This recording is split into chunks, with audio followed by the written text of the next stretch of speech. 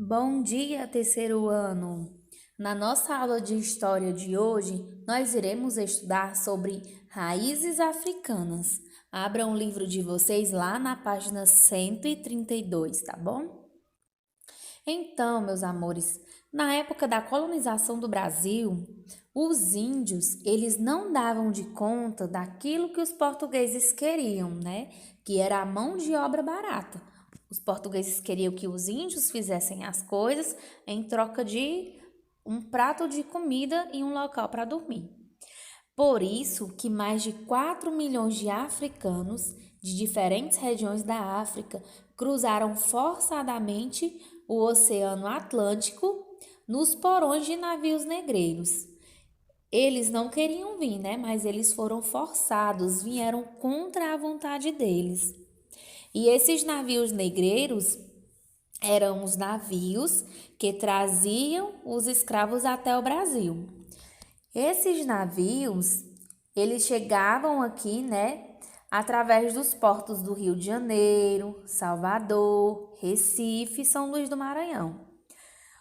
Nesses navios era muito ruim. Por quê? Porque os escravos, eles ficavam amontoados, ficava tudo junto dentro dos porões dos navios. Eles vinham na última parte do navio, uns em cima dos outros. E muitas vezes eles vinham acorrentados, eles não tinham direito a ter comida, muitos deles morriam antes mesmo de chegar aqui no Brasil. Vocês acreditam? Era muito sofrimento. E quando eles chegavam aqui no Brasil, eles eram tratados piores ainda, né? Porque eles eram tratados como mercadorias para os portugueses, pois eles serviam como mão de obra escrava, e isso fazia com que os lucros da colônia portuguesa aumentassem, né? Então, pessoal, os índios e os negros, eles resistiram à escravidão, mas o tráfico de escravos, ele prosperou por muito tempo e por alguns motivos. Primeiro, era muito lucrativo para os europeus o tráfico de escravos.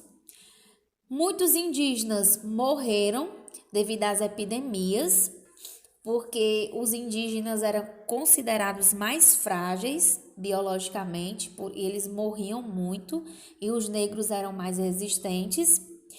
E em um primeiro momento, os africanos, assim como os portugueses, desconheciam a terra. Então isso dificultava, né? Era um fator que era positivo, porque aí os índios, os negros, eles não podiam fugir, porque eles não conheciam, né? Nem não conheciam o local, então dificultava a fuga. E aí, pessoal, os escravos, depois que eles chegavam aqui, eles trabalhavam, né, para os senhores, e a casa deles, eles não tinham casa, era todo mundo junto em um único local, que se chamava de senzala, certo? Então, os escravos viviam em habitações coletivas chamadas de senzala.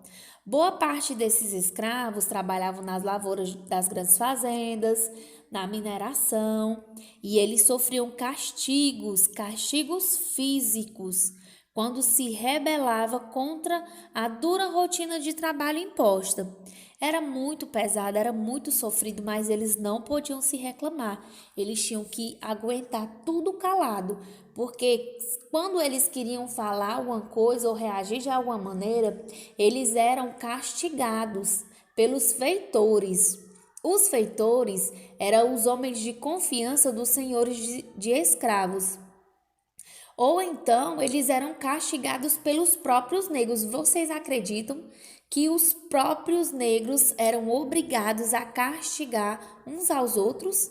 Isso era feito como forma de punição e exemplo para aqueles que estavam querendo ser rebeldes, né? Porém, muitos permaneceram unidos e era nas senzalas que conseguiam vivenciar um pouco de sua cultura.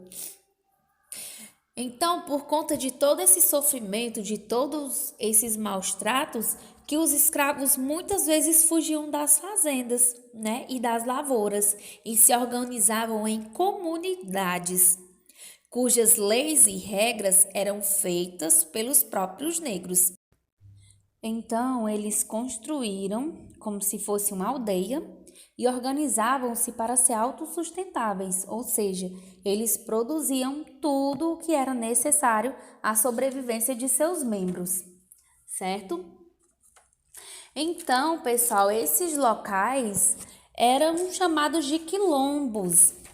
E dentre os vários quilombos, tem um que é muito famoso e muito conhecido, né?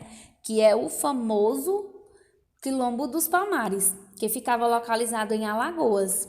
Era um local onde todos os escravos que fugiam poderiam buscar abrigo e viver um pouco melhor, né? Porque não tinha tantos castigos, eles podiam, de certa forma, ter um pouco de liberdade. E lá eles produziam tudo o que eles precisavam, né, para a sua sobrevivência. Apesar de toda a dor e sofrimento dos escravos, eles conseguiram manter sua cultura viva, né? Eles preservavam, mesmo que escondido, costumes como as danças, comidas, né? Porque lá era proibido deles praticar a sua religião, né? Então, alguns deuses africanos tiveram seus nomes associados com o nome de santos brasileiros. E nós herdamos muitas coisas dos africanos. Por exemplo, lá na culinária, algumas comidas como acarajé, vatapá, inhame, feijoada. Na dança, temos a capoeira. Temos também os instrumentos como batuque, samba, berimbau, enfim, né? Então, pessoal, uma coisa também importante de falar, né? Que uma data muito importante, que aí no livro de vocês encontram na página 135, que é uma curiosidade, que no dia 20 de novembro celebramos o Dia da Consciência Negra. Essa data foi escolhida pelo movimento negro em contraposição ao dia 13 de maio, que é o dia da abolição da escravatura.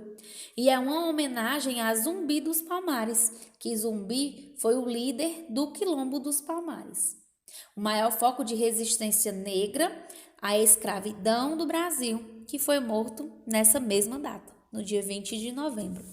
Então, meus amores, essa foi a nossa aula de história de hoje.